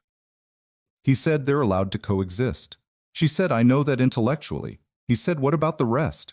She said, "The rest is working on it." He said, "That's where the work is." She said, "Yes." He said, "You've been doing it alone for 13 months. She said, "Yes." He said, "You don't have to do it alone anymore." She said, "I know." She said, I'm working on knowing that in the way that matters, which is the way that makes it available in the daily life rather than only in the intellectual accounting. He said, take the time you need. She said, you keep saying that. He said, it keeps being the right thing. She said, yes. She said, it does. The climax arrived not through any dramatic external event, but through the specific internal event of Rose completing the accounting that had been in process since October and arriving in the third week of January on a Saturday morning at the Millhaven market, with the cold pressing against everything and the specific gray-white quality of a winter market square, at the understanding that the accounting was done and that what it had produced was what she was going to act on. She had understood it the evening before, on the Friday before the Saturday, sitting at the kitchen table with the lamp and the January dark outside and the farm quiet around her. Had understood it in the specific way of things that complete themselves when they complete themselves. Without announcement and without the dramatic revelation of a single moment, but with the specific quality of something arriving at its natural end. The end of a process that had been going on since October and that had reached in the January evening the point of completion that was the only honest available end. The process had produced the understanding that she was done managing alone. Not done in the sense of having ceased to be capable of it. And she was entirely capable of managing alone and would be capable of it for the rest of her life, and the capability was a genuine part of who she was. Done in the sense that the managing alone was no longer the only available mode, was no longer the specific response to a situation that had no alternatives. Done in the sense that there was a man on the adjacent property who had been in love with her since the 5th Saturday after James's death, and who had been demonstrating the specific quality of who he was, across 13 months of plain honest present without agenda presence. And that the demonstration was sufficient and the accounting was complete, and what she wanted to do with the completion was to tell him. She told him at the market on the Saturday morning in January, not with the organized construction of a declaration, but in the specific plain form of something said directly because the direct saying was the only honest form available. He came to the Callaway stall at the beginning of the morning for the setup, and they worked through it in the parallel quiet. And when it was done, and the stall was ready, and the first customers had not yet arrived, she said, he turned from where he had been arranging the last of the produce, and he looked at her with the dark hazel eyes that were warm in the way that had surprised her when she had first been close enough to see them clearly. She said, I've finished the accounting. He was still with the full quality of his attention. She said, I told you in December that the accounting was producing a result and that I needed more time to arrive at the acting on it, rather than only the knowing of it. He said, yes. She said, I've arrived at it, he said. Tell me, she said. I'm done managing alone, she said. Not in the sense of being unable to, she said. In the sense of not wanting to anymore, and having understood why I don't want to anymore, and having the specific clarity of where that understanding points. He said, where does it point? She said, it points at you. She said, it has been pointing at you since approximately November, if I'm honest about when the pointing started. And I've been acknowledging the pointing with the careful peripheral acknowledgement that was available to me while the full accounting was still in process and the full accounting is finished. He said, what did it produce? She said, it produced the understanding that I have been in love with you since approximately the second kitchen table conversation in November. When you asked me whether the openness of the Kansas Plains was a comfort or an exposure, and you said the honest answer was both, and I understood that you had been through the same territory and had arrived at the same honest answer for the same honest reason. He was very still. She said, I'm telling you plainly, because you have been plain with me from the beginning, and plainness is the register of this situation, and I'm not going to manage it into something less plain because the management is what I've been doing for 13 months, and I'm done with the management.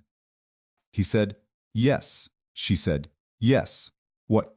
He said yes to all of it. He said yes to the pointing, and yes to the pointing, and yes to the November kitchen table, and yes to being done with the management.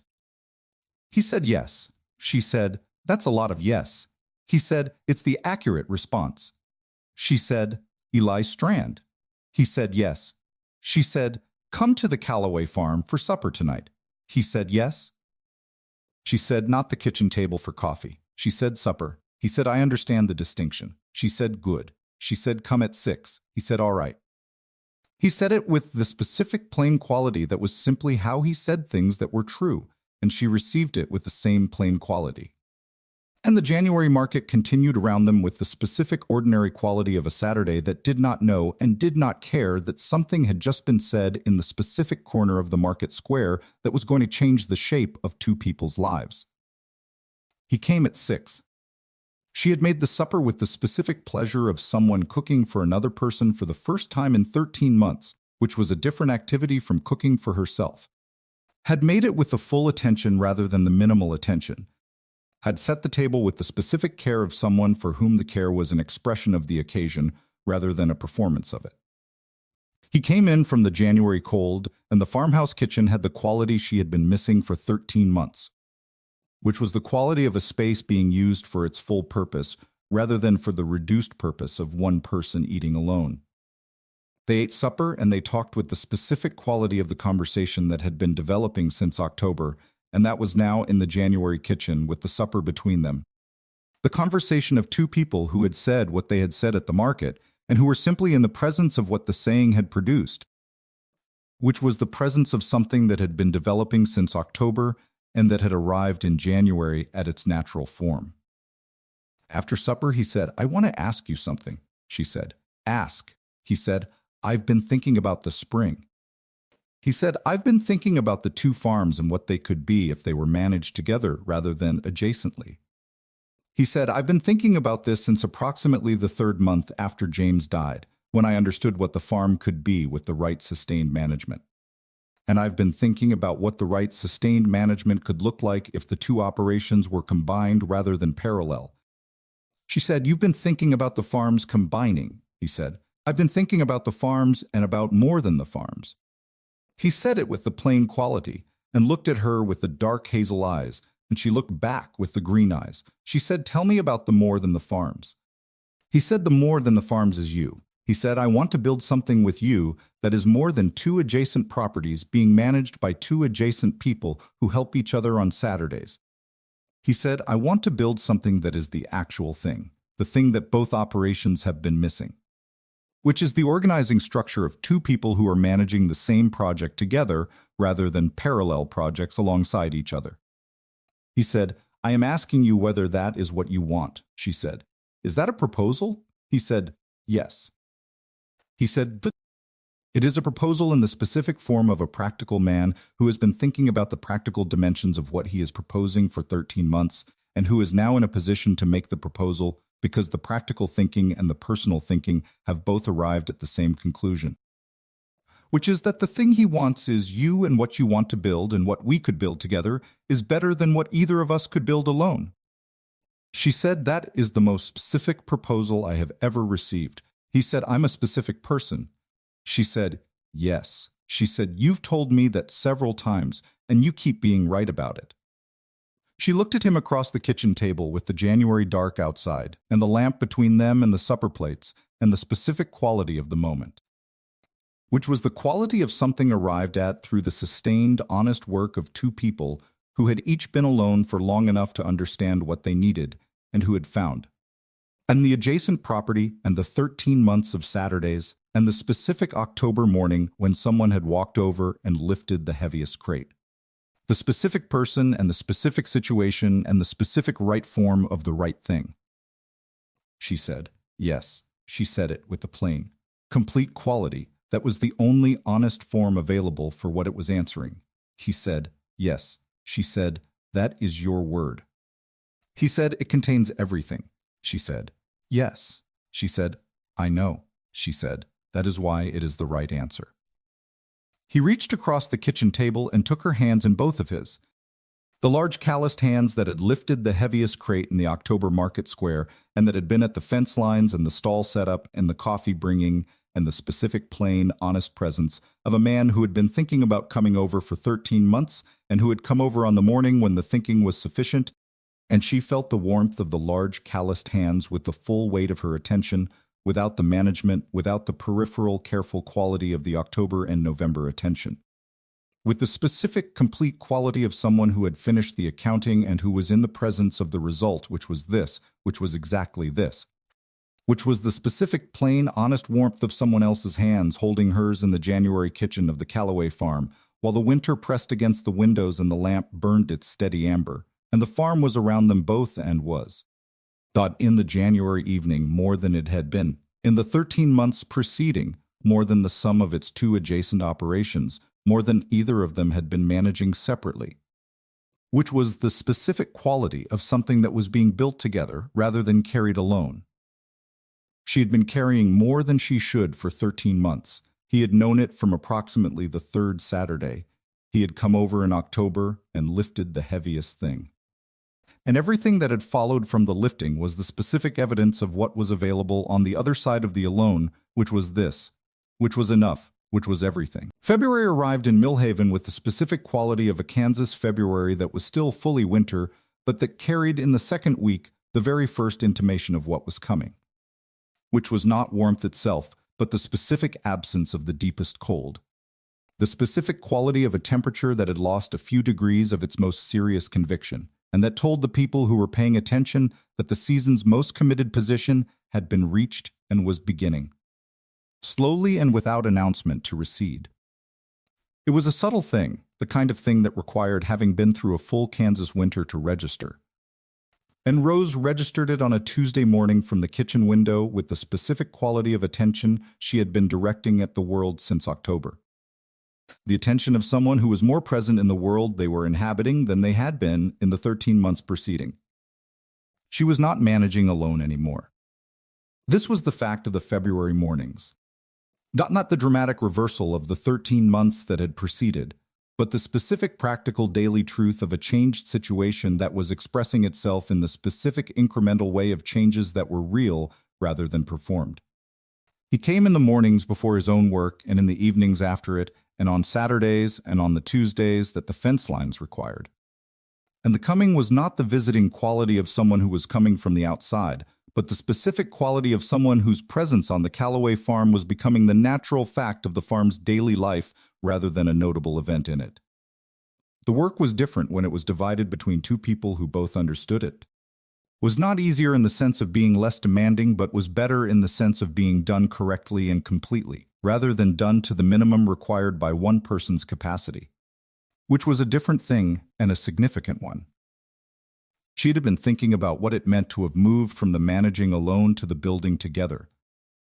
The thinking had the specific reflective quality of someone who was far enough past the acute phase of the change to be able to look at it with the honest attention it deserved. And what the honest attention produced was the understanding that the change was not the ending of a period of difficulty, but the beginning of something that was its own thing. Not the recovery of a previous condition, but the arrival at something new that was shaped by everything that had preceded it, and that was better for the shaping, was more specifically and more accurately what she needed, because of the 13 months that had taught her what she needed and what she had been managing without. She had told him about the full interior truth of the 13 months across the February weeks. In the specific incremental way, she told him things that were close to the center of what she had been carrying, told him the parts she had not yet told him, the parts that were most interior and that had required the most time before they were available to be told. She told him about the specific quality of the grief in the first winter, the particular form of alone that was the alone of someone who had been part of a functioning unit and who had become, overnight, a single unit managing what had been designed for two. She told him about the decisions she had made in those first months. The specific calculating quality of someone who had to make practical decisions about the farm while simultaneously managing the interior weight of the loss. About the Tuesday morning she had decided to stay, and what that decision had required and what it had cost. He listened with the complete quality that was his characteristic quality when she told him things that mattered. The quality of someone receiving what was offered without managing it and without filling the space of it with anything that was about his own response. He said when she had finished the telling of the first winter, "You made the right decision," she said. "I've wondered," he said. "The farm is still here." He said, "You are still here." He said the decision was right.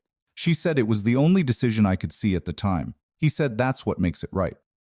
He said, the right decision is usually the only one that's genuinely available when you look at the actual situation. Honestly, she said, you make it sound simple. He said, it was simple. He said, "It was also very hard." He said, "Those aren't the same thing." She looked at him with the green eyes. She said, "No." She said, "They're not." He said, "You've been confusing simple and easy for 13 months." He said, "Managing alone was simple. It was the obvious response to the situation you were in." He said, "It wasn't easy and it wasn't sustainable and it wasn't what you were supposed to be doing forever." He said it was what was required for the time. It was required and you did it, and now you're done doing it. She said, "Just like that." He said, "After 13 months, he said, it's not just like that."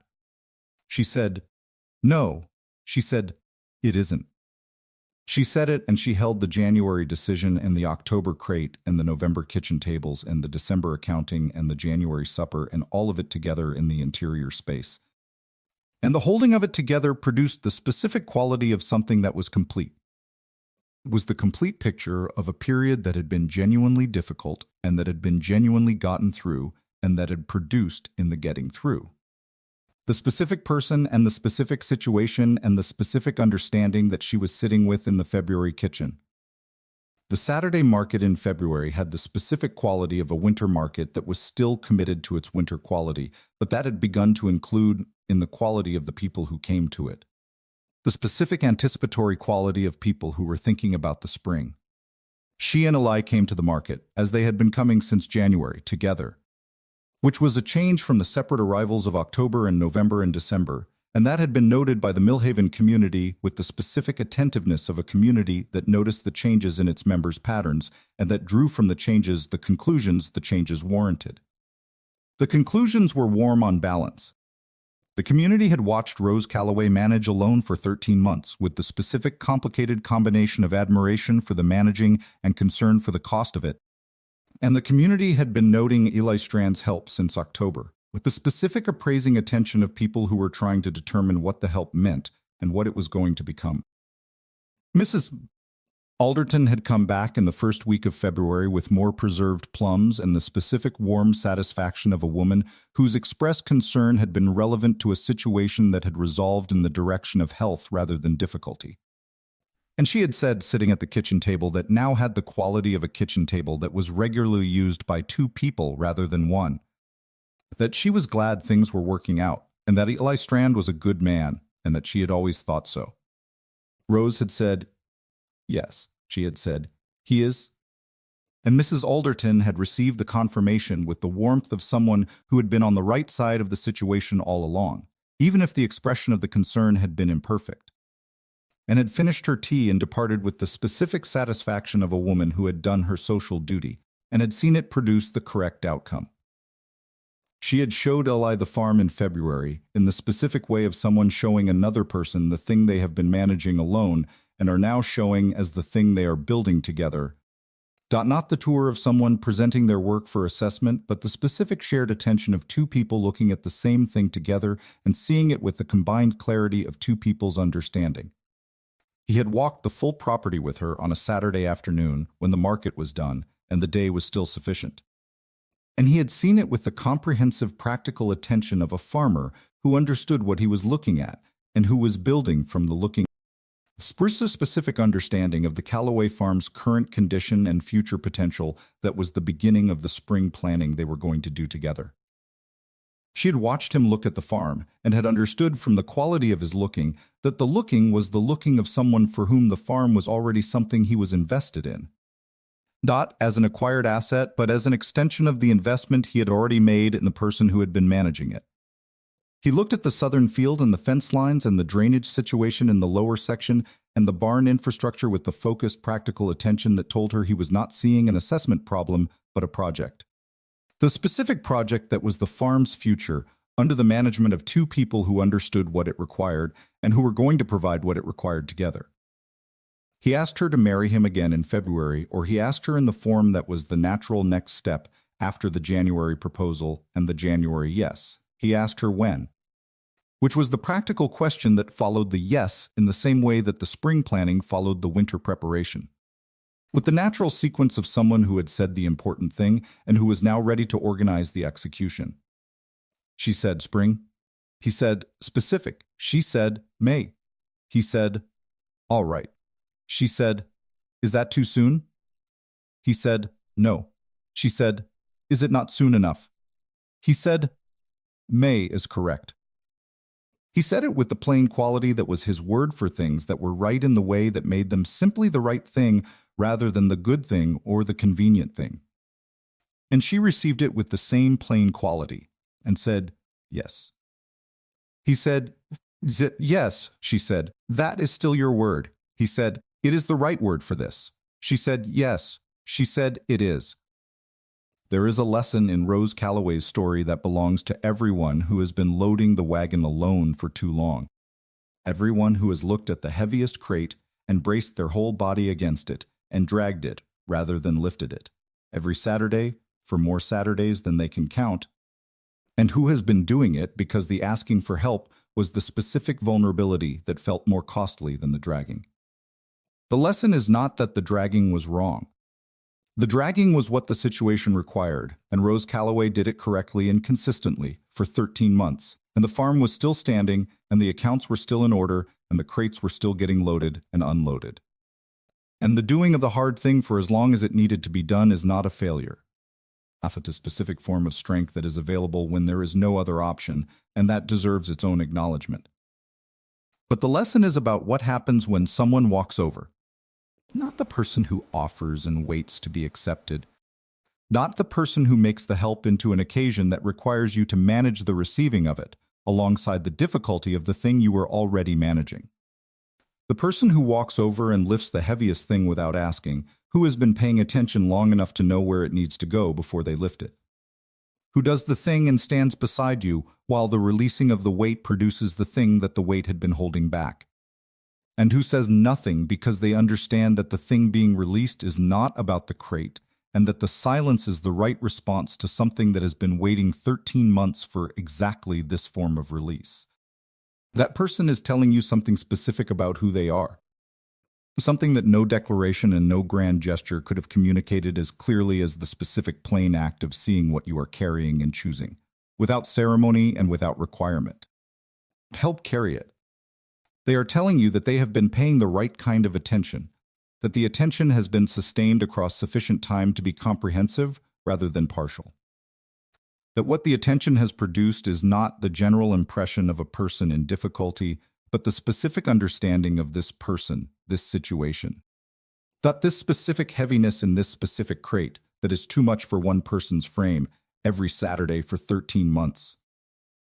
Ellestrand had been paying that kind of attention for 13 months. He had known the weight from approximately the third Saturday. He had come over in October because the thinking was sufficient and the doing was what was indicated. What the doing had produced was not the rescue of a woman who needed rescuing, but the specific and necessary release of something that had been held very tightly for very long, and that was ready to be released and only needed the specific condition of someone else's hands on the heaviest thing. You have been loading the wagon alone. You know the heaviest crate. You know the specific way your body has been compensating for the weight of it across more Saturdays than you intended to be doing this. You have been doing it correctly, in the sense that the wagon has been loaded and the market has been managed and the produce has been sold and the accounts have been maintained and the farm is still standing.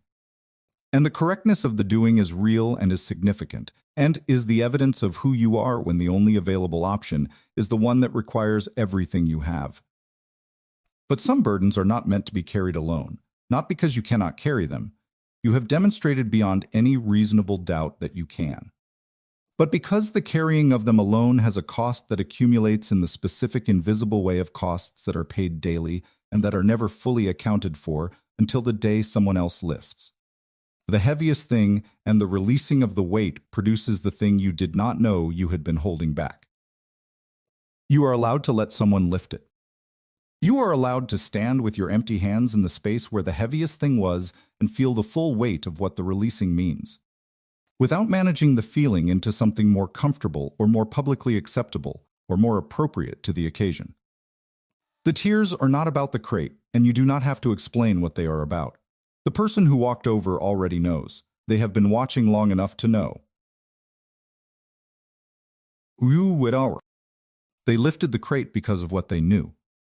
The silence beside you while the releasing happens is itself the most specific and most valuable thing they could offer you in that moment.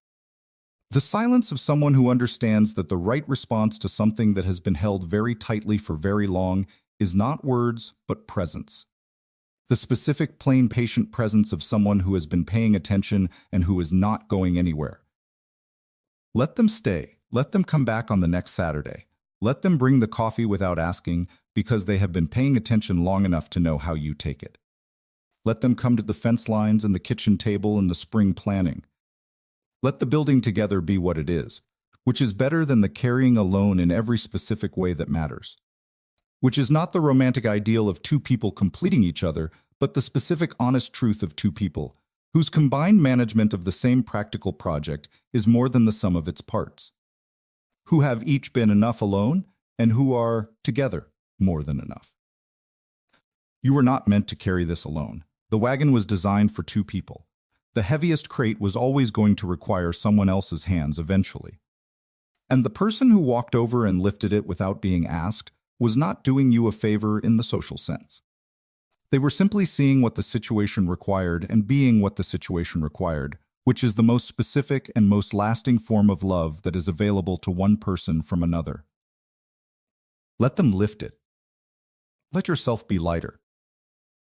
You have been carrying more than you should for long enough. The wagon was always meant for two.